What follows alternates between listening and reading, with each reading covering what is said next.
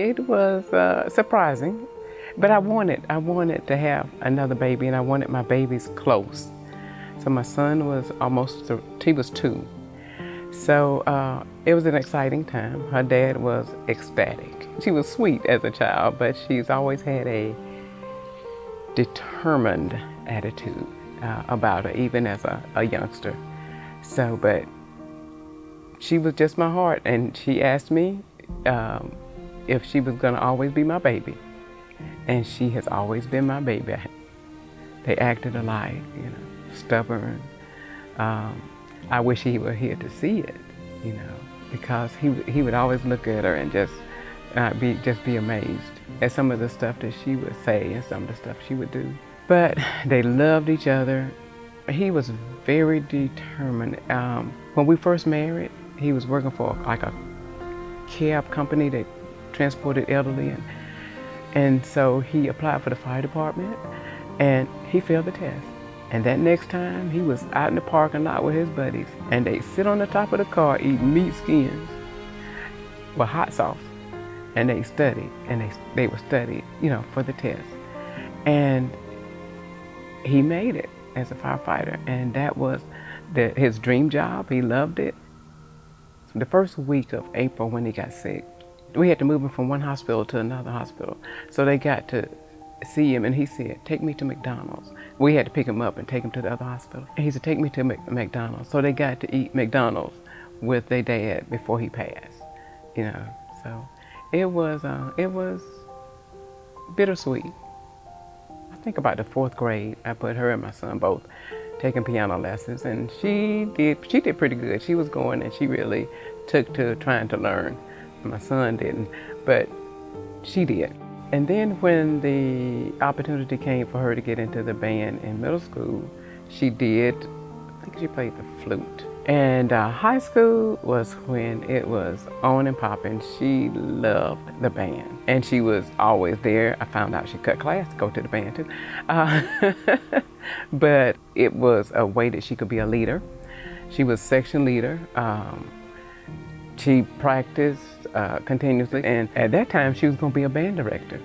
So we started going to Florida A&M every summer for band camp, and she loved that. And so, and she started kind of early. Well, she left high school, and she did her last year of high school, like partial, at Florida A&M. She was probably like a majority of college students. She was in college having a great time. And then she got pregnant. And so I knew she was pregnant. Moms know these things. When I first met her, we were both graduate students at Florida A&M University. I had seen her walking across campus before, but didn't know who she was. But I knew she was somebody special that I was looking for to be into my life. And I saw her in Lyric, and I immediately was drawn to Lyric. She was just like this, maybe 1.5, 2 years old on campus, and I saw her, I was like, oh wow, she has a little girl. And then I think we were working for the same professor doing some research, and we crossed paths in that office that day, and that was the first time I had the chance to actually say something to her. The research that I had Daria do was on women who were presidents of major universities in the country. And particularly, I wanted her to collect information on who they were. So in doing that, she's learning. She's learning about the steps, she's learning about the processes, she's learning about their sacrifices, she's learning how they have to balance family, how they have to navigate so much. And I think that influenced her. She could see herself doing what these women were doing. And she can see herself being a visionary, setting the vision for institutions. I met Daria during her orientation to the Ph.D. program at Florida State University. She made an impression from the get-go. She was clearly driven and talented, and someone who wanted to hit the ground running and push herself forward successfully in this program and over the course of her time at Florida State University? Well, I teach African American history with the focus on women, and she had covered a woman that very little had been written about, Adela Logan Hunt, and it was really fun and educational working with her. Daria is very intelligent, and at the time, of course, I expected her to be a scholar, an academic scholar, and she is, but her focus has been more on administration than necessarily on her scholarly work. You know, when I first met her and she told me that she wanted to be a college president one day, I don't know how seriously I took her, but here she is, the college president. So she knew what she wanted, and she went for it. And there were times I know she struggled. There were times that she cried. You know, being a single mom, she would call me and say, you know, Mom, I can't make it. I'm like, you're not the first person that this has happened to, and you definitely won't be the last. You're gonna make it. So I signed on to higher ed, and so I'm looking at jobs, and she said, I can't find a job. I just have a master's degree. I can't find a job. I said, well, here's a job. I said, it's in Lone Star, Texas. And we laughed about it. You know, she left FSU before she had her Ph.D. in hand. And she and I had a long conversation about that. I didn't try to talk her out of it. She had a young child, and I knew how important it was for her to take care of that child, but she promised me that she would finish, and she kept that promise. And so she applied for that job, and they flew her out there like a month, I guess, later. And she interviewed for the job, and they flew her back out again about a week or so later after that to meet some other people. And she ended up moving to Lone Star, and they stayed in an efficiency hotel. People saw her determination, and one of the staff at the school said, hey, you can come stay with me. I have a house and it's huge, and you can just come and, you know, and my granddaughter would love playing with Lyric. And it's just like wherever she went, if she needed help came to her. And I've seen her give back, you know, especially when it comes to students. She gives back.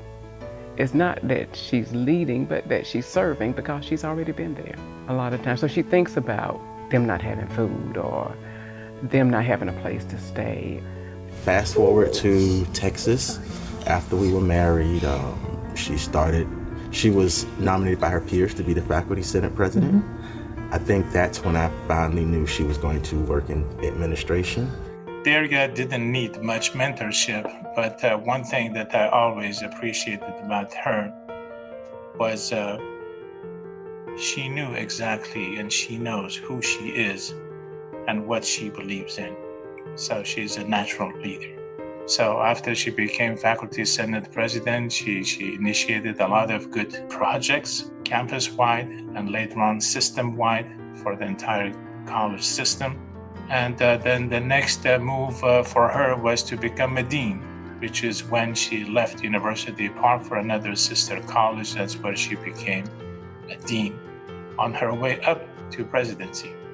And then we went to Onondaga when she became the provost, and she went into the program, and her mentor there, Dr. Casey Crable, she told her that, you know, hey, work hard, anything is possible. I think that girl's been making history since the day she was born, to be honest. She has cut her own path from day one.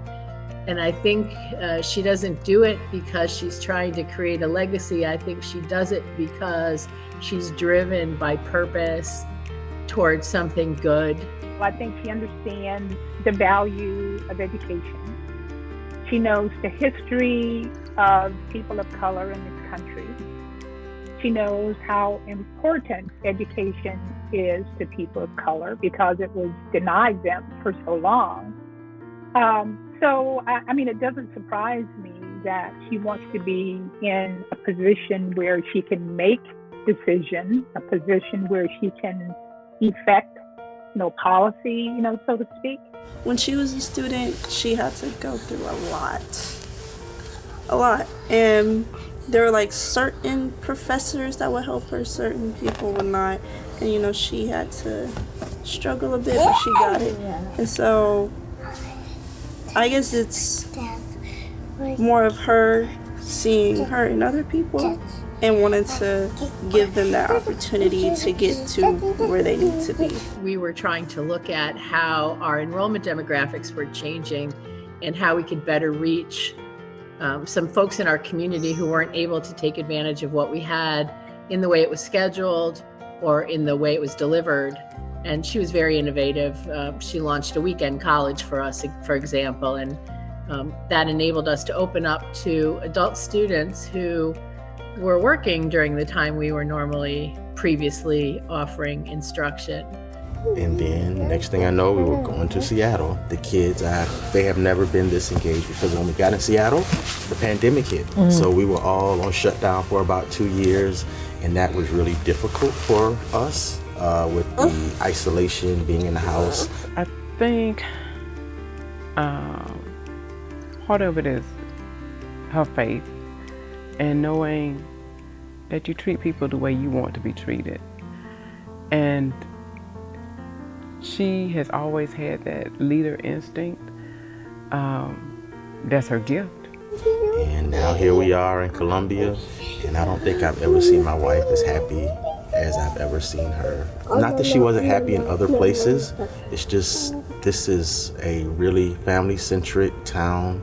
I've hit the ground running. Oh gosh, my heart hit the floor that day when she called me. And I'm going to be able to say that she's the president. Sometimes I kind of shy away from it when people ask. I just say it casually, like it's no big deal. And then people are looking at me like, she's the president. And yeah, she's president. It's not the first one, but I don't gloat about it. She's the president. We all have kids. We don't know what they're gonna do or what they're gonna be. I think there's a few things Dr. Willis brings to Howard County and our community as a whole. First and foremost, certainly just a renewed energy that I respond to, and I know many people in the community do. But I think in particular, what she's focused on, the evolving role of the college and the kind of impact it can have in the community, including expanding services, particularly around workforce development and training, I think have a lot of relevance and really will be a next chapter for the college. I've seen her communicate with community organizations, with board members, with students, with faculty, with staff, and she is warm and she is kind and she is capable of being very direct and clear and making sure that everybody understands we're going over there, we're going this way, and that's why. I think she's one of those leaders who will engage people and encourage and inspire them to be leaders, and then to take responsibility for whatever job they signed up for. It's clear that she used her research and applied it in a way that most historians don't, in a very practical and concrete and effective way. But I'm sure that research and that scholarship that she has produced is guiding her in leading your college community into the future. Sometimes when you see a professional woman who's very put together and doing an amazing job, you forget that she also has this amazing family. And so I know that Isaiah and Lyric and Izzy and Imani are just a very important part of her every single minute, and that they are an important component of every piece of work she ever does. And that enables her to be not only an amazing president, but a truly amazing mom. She's a great mom, to be exact, and she looks out for all of us, making sure we do our best in school. She's wonderful, wonderful mother, wonderful daughter, and even better wife. With Mom, she's gone through many obstacles in her life. It's a lot of people who told her she couldn't do it, and yet she did it, and I can't help but be proud.